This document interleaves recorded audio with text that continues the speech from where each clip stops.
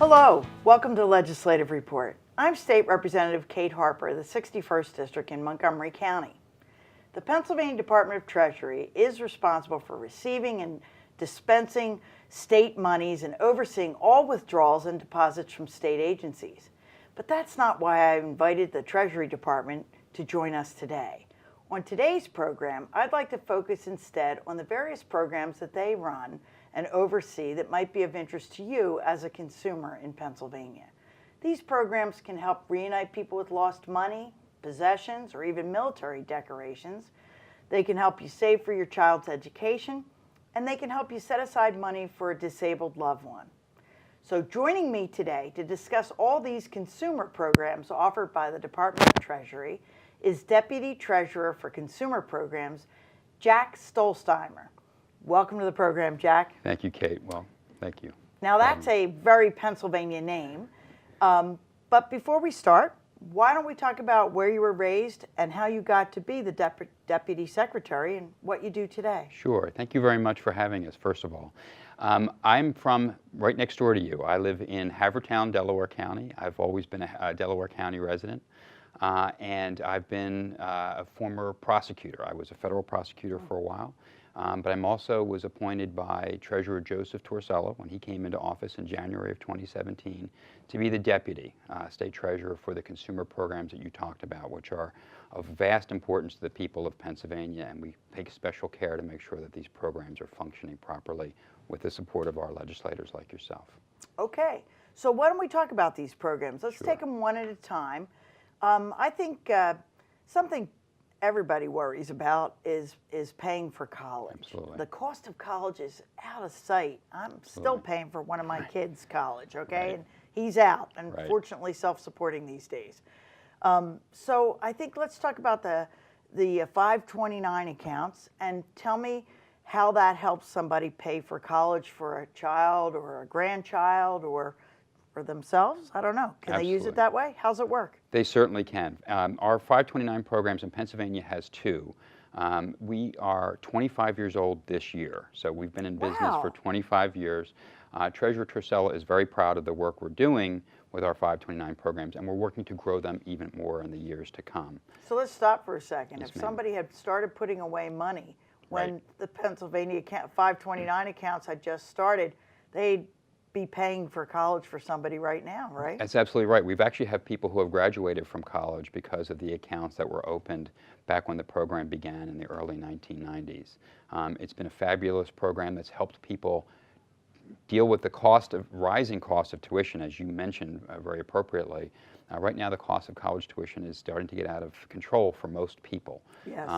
Borrowing is not the best way to pay for your higher education. Savings reduces borrowing, and that's why we've emphasized the use of our 529 programs. And we really have two.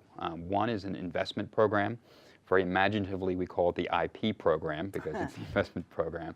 But that's a standard program run by Vanguard, a very big and large. Right from our area, southeastern Pennsylvania. Exactly right, and they're a great money manager.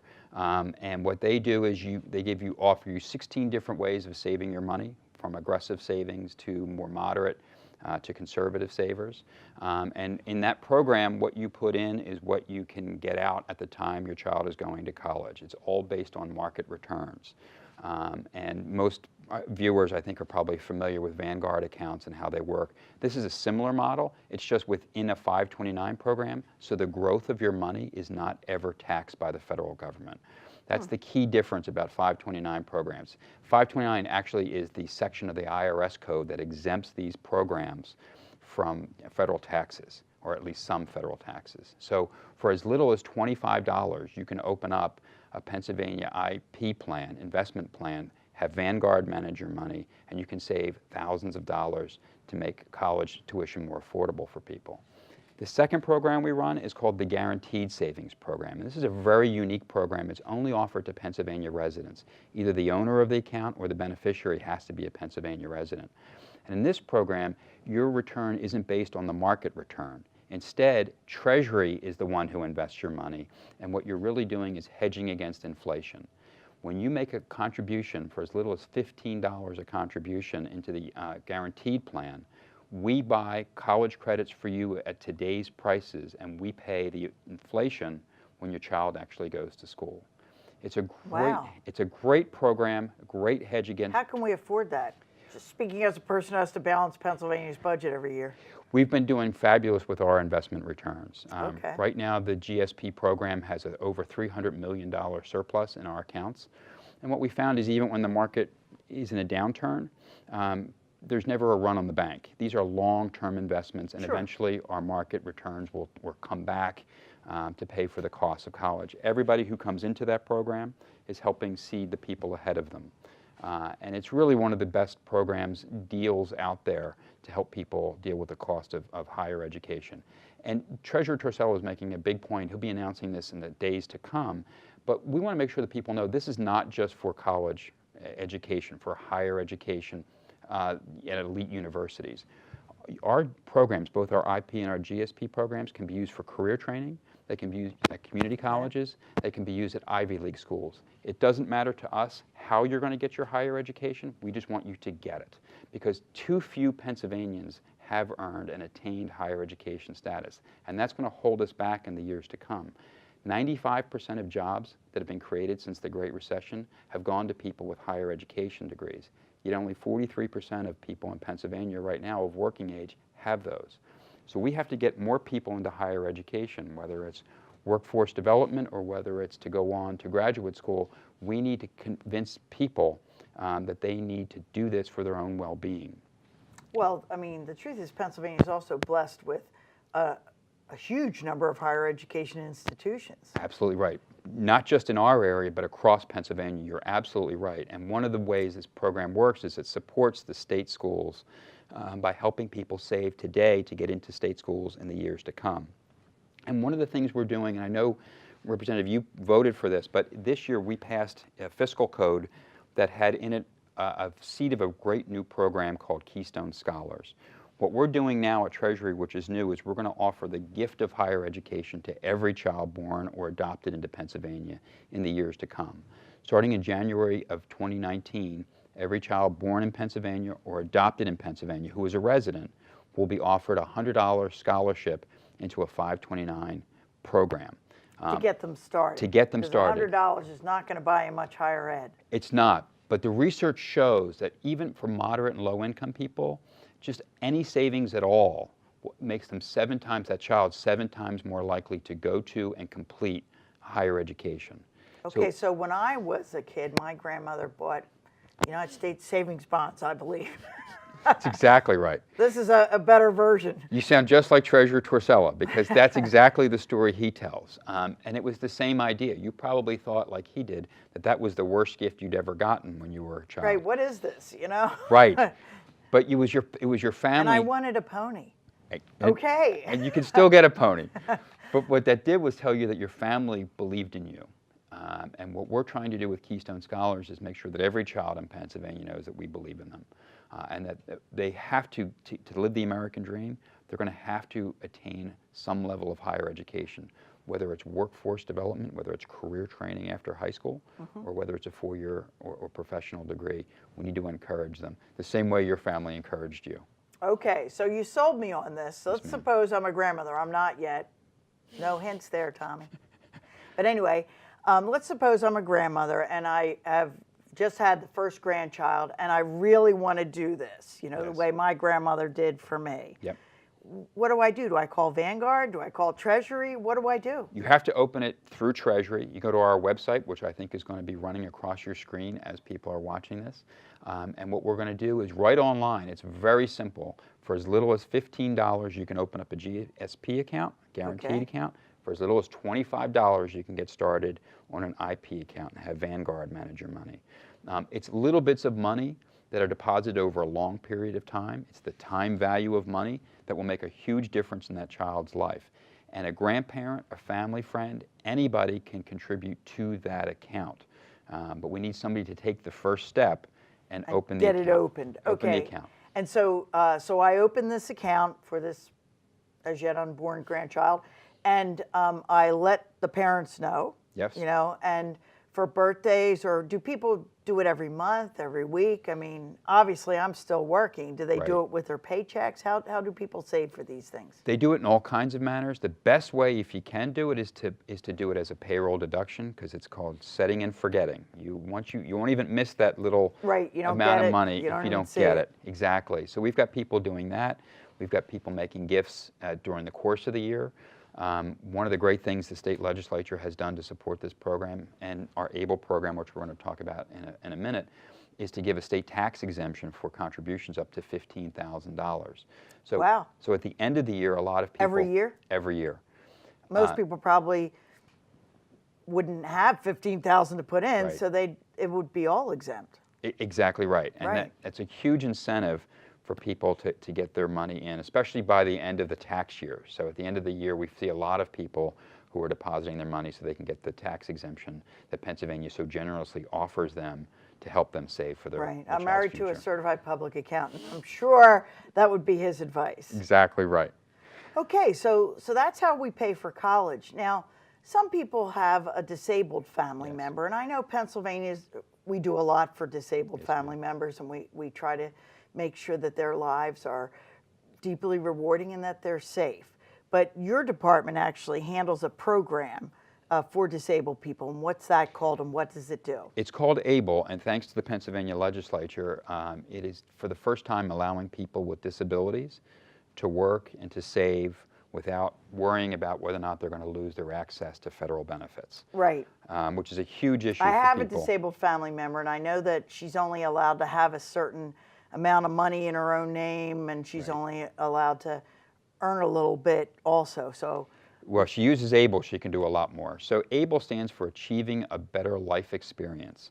And a group of Pennsylvanians and other people with disabilities across this country went to Congress and said, we want to be treated like everybody else in this society. We want to work, we want to save, we want to have things in our name. ABLE at the federal level has allowed people, it's a 529 account. So it's similar to our college savings program. If you open up your ABLE program for a person with a disability that began, a qualifying disability that began before the onset of it, at least began before the age of 26, they can save up to $100,000 without losing access to Social Security benefits, as long as they're saving within the ABLE program. So it's an account. It has 6 different savings options. Again, it's from aggressive savers, aggressive investors to conservative investors. There's also an option where you can have a standard checking and debit card account. So people are using it with disabilities who are working can use it as to pay their everyday expenses. so if they're working at Wendy's or something and they're making a little money, they can put it in this account? Absolutely. They can put it in the ABLE account, and as long as it's being put into an ABLE account, it does not count against their means-tested federal benefits. Sure. And if they're on SSI disability, they can have up to $100,000 in the ABLE account before they would potentially lose access to that program.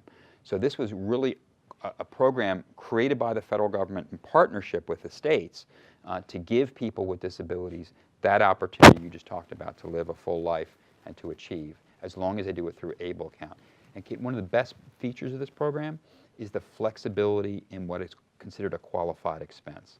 Okay. So with this program, people can pay for anything that's related to their disability, which includes your rent, includes your daily living expenses. It's a very flexible program once you're in the program.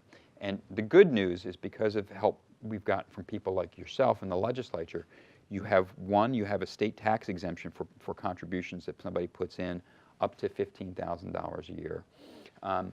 And second, we've been able to grow the program larger than almost any other state that started a program at the same time we did. We're part of a consortium of 14 states. We kicked our program off in April of 2017. We've got almost $10 million in assets already. Already, wow. And we've got 1,600 And you invest accounts. them? Treasury, no, there's an outside vendor that invests the money, but we are the entity that you have to work through to get your ABLE account open. And we have a website. We make it as simple as possible. It's paable.gov, and I'm sure it'll be on the screen in a moment. Right, we can put that up and show people, and people go to that to start. Now, I just have one question, then we're going to need to take a break. My question is, so the person is, say, has a job and they're putting money into that account. Can other people put money into that account? They can. The limit on the ABLE account is $15,000 a year. That's per federal law. Okay. That's so you don't run up against those limits.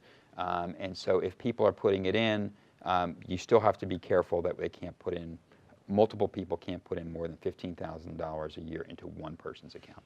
Okay, but otherwise other people could contribute as well as the Absolutely right. disabled person. Absolutely right. Okay, good. Well, just hold that thought. We need to take a quick break, and Legislative Report will return in just a moment.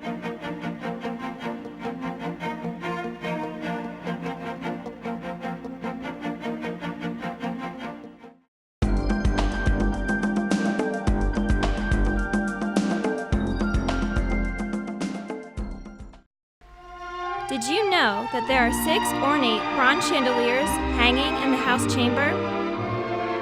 The 4 large chandeliers are estimated to weigh 3 tons each. Yet these iron and brass fixtures painted in 18-karat gold manage to dangle effortlessly. It takes 168 light bulbs to light the large chandeliers and 84 light bulbs on each of the smaller chandeliers. As you can imagine, changing the light bulbs when they burn out is far from easy. Workers must build scaffolding in order to reach their 1,450 light bulbs. Today, special, long-life, low-wattage energy-saving bulbs are used to lessen the amount of times that the light bulbs will need to be replaced. Now you know. Did you know that the chamber of the Pennsylvania House of Representatives contains a painting depicting the 24 hours of the day? Located in the center of the ceiling, the mural, titled The Hours, was created by artist Edwin Austin Abbey. This wonderful masterpiece charts the setting of the sun, moon, and the many stars that grace the heavens. 24 maidens, who each represent an hour of the day, begin each day in light and gladness and ends in solemn drapery carried on still shoulders. Now you know. Welcome back to Legislative Report. I'm Kate Harper, the 61st District in Montgomery County, and my guest today is Jack Stollsteimer from Havertown, who's now the Deputy Treasurer for Consumer Programs at the Treasury Department in Pennsylvania. We've been talking about things that Pennsylvania offers to help save for college, for yourself or a grandchild, and also for disabled people. But now we're going to talk about something that you probably have heard about but don't really understand, the S-Cheat program. And we're going to talk about how you can get your money back if it ended up in the S-Cheat program. So Jack, tell us, what is this? What does it mean? Yes. As you know, a sheet is an old English term from common law. Back in the day when if property was missing, it would end up, the title would pass to the king. We've adopted that in this country a little differently. A sheet really refers to property where there's no heir at all. That property goes to the Department of Revenue in Pennsylvania. Where you think there's no heir. Well, yes, correct. What we do is we run a program called unclaimed property, which is a form of custodial escheat. It's property for which the owner is missing or has abandoned the property, the law requires in Pennsylvania is that property to be reported to Pennsylvania Treasury and for us to undertake efforts to find those people. Because under a custodial escheat program like ours, which we've had since the 1950s by law in Pennsylvania, what we will do is we're always on the lookout for owners of the missing property. So Treasury is the custodian, thanks to our unclaimed property law, of over $3.4 billion that have been reported over the years. $3.4 billion. Billion That's with a a B. B. Wow. Yes. Okay. And we're always trying to find those people. Just in the last fiscal year, we returned a record amount of property. $270 million was returned. We're very proud of that fact. But there's property from years past that we still have. We don't have the actual cash, but we do is we have the records to prove that if a person comes forward and makes a claim, we can pay them their property. You can give them the actual cash. We can give them the actual cash. And it happens all the time. 1 in 10 Pennsylvanians has unclaimed property. Okay. We have a website. We ask people to go to it at all times, patreasury.gov. You look under unclaimed property, and there's a search bar. Put in your name, put in your family member's name, put in your church, I guarantee you, the longer you sit there, you will find somebody either in your family or somebody in your circle of friends who has unclaimed property. Well, I believe that because it used to be that, and it's still published in the newspaper. Right. And no one reads it. Correct. Okay, but now the website makes it much easier. In my district office, people come in and say, someone told me I have unclaimed property, and my staff can look it up and tell them, yes, you do. Here's how to get it back. Exactly. So it's our duty first to get the property in, and one of the things we have to do is make sure the companies are complying with the unclaimed property law. Sometimes we have to go out and do examinations or audits to make sure that companies are in compliance with the law. Well, but let me raise an issue with Sure. you. I had a gentleman very upset, angry, that he had money in some kind of a stock account that he was leaving there on purpose, not touching it, and it escheated to the government. And he was very angry. How does that happen? So what happens, and I think you were part of this in the legislature this year, one of the things that Treasurer Torsella discovered when we came into office was that we were probably taking securities from people who were passive investors. Our law... Right. Yes. Our law was based on a dormancy, and this is a little tricky for people, but if there was no customer-generated activity in the account after 3 years, it was to be reported. And companies were complying with our law. They were sending... And the truth is, people were getting their statements and saying, ooh, I'm doing well, and putting it down, and that's it. Right, but they weren't going online and logging in, or it wasn't being recorded, or they weren't putting a new investment in. If they were doing what we're trying to do at Treasury with the public's money, which is be passive long-term investors. Right, because everybody tells you that's the best way to make money in the stock market. Exactly right. So a group of legislators, yourself included, voted this year to change the law. So going forward, we're no longer going to hopefully be taking in as many securities as a part of the unclaimed property monies that we bring in. So the general fund may go down, but it's because we're trying to protect consumers. Okay, so if how does it work? I'm an investor. I'm a long-term guy. I've kept my money in the market. You know, to take care of me in my later years, or maybe as an inheritance for my grandchildren someday, or something like that. And I just leave it there. Now, to take my money, does somebody have to send me a letter saying, "Yo, are you still out there"? They do, and oftentimes people don't pay attention to it. It's called a due diligence letter. It goes from the company that's holding the property, and they give you one last warning that you haven't had any customer activity. And if you email us or contact us, we won't have to sheet this money. But unfortunately, some people don't pay attention to it, and the monies do come into Treasury, and we've now taken active steps to try to make sure that doesn't happen with the same frequency. Again, thanks to our friends in the legislature who recognized, as Treasurer Torsella did, yourself included, that we're trying to protect consumers with this law, but that means we only want to take property that's truly abandoned or is missing, not somebody's property who is just not quite paying attention or is doing the right thing and being a passive investor and isn't paying attention to that last letter. Okay, so what happens to people is maybe a year goes by, they get all their year-end statements, and they don't have a statement from some account that they where is that statement? Or the statement comes in and it says zero. Or it comes in and it says zero, and then they that zero is call their big. state That they pay representative attention to. And yes. So what do they do next? At that point, they need to go online and check. Their money's there. Hey, that's my money. How do I get it back? The easiest way is just to right online. You can click on and start a claim form. And we will process that as forthwith and pay your claims. Most of our claims are done on the internet now. And we sometimes require a little documentation, but oftentimes we can just pay it right through the forms that are submitted through the internet. How do you prove that I'm me? Well, we get you to prove that you're you. There's a lot of devices, a lot of tools now, right, through companies that have a lot of information about you that some of them Treasury has access to. So we've got some records we can pick. So you can match up. Well, my husband's name's Kelly, which is pretty common. You can match up this Kelly with the Kelly whose money is in the Treasury. Correct.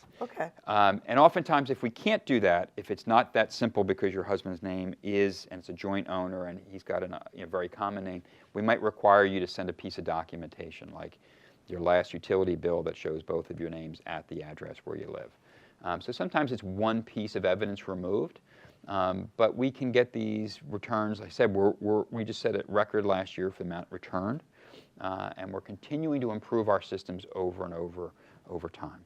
Okay, so this is something people should be watching out for. If Absolutely. they have long-held accounts that they just keep, we'll go back to my grandmother. She always had an account here for this, an account there for that. Yep. If they don't have activity, they have to make sure that that it doesn't go to the Right. Treasury, escheat, and become unclaimed.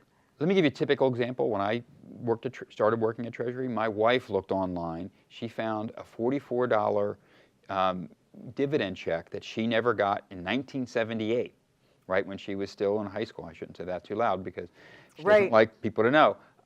But she would never have known that if I wasn't working for Treasury. And she said, Jack, could you give me my $44 back? Right, and I said, fill out a claim form, Judy, and she did.